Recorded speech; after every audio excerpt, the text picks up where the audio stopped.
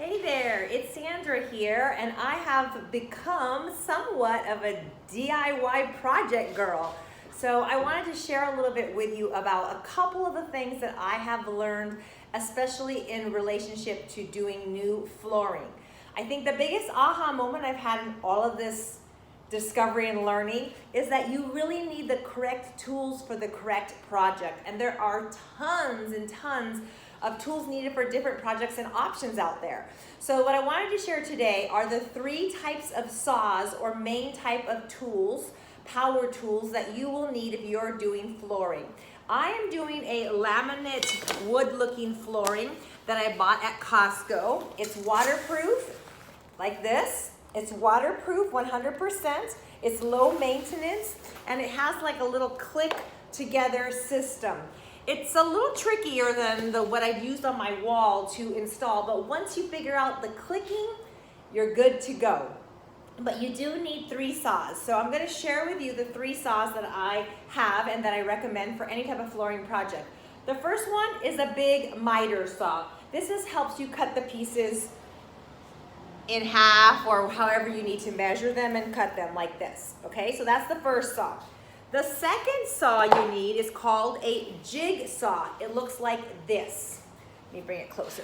So it has a blade that's like this that you can control. And what you use this one for, let me find a piece to show you, is you set it down somewhere and you cut out designs and you can move it all around to fit in weird areas like the door frames or around the toilet or around the little pipe that comes out in the bathroom for the toilet or the vent.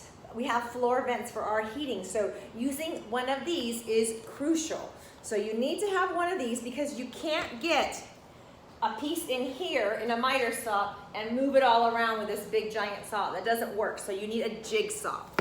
And the third saw, or actually power tool you need, is this. This one looks like this. Can you see that?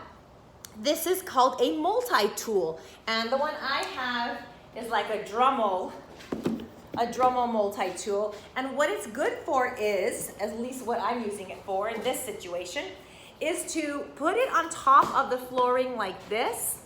And then when you have the frame around the bathroom door or any door, closet door, when you pulled out your old flooring, it might be too far down for you to fit this flooring in. So you angle it like this using this flooring as the base, and you basically just cut off the very bottom part of that door frame so your flooring can slide and fit right underneath it. I didn't think I would need this, but I totally needed this.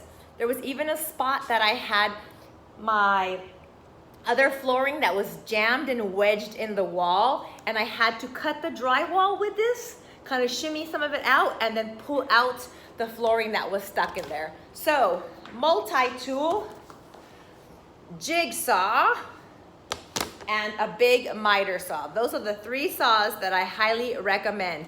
If you're gonna get one more tool, another must have, actually 2 more, let me tell you 2 more must-have tools.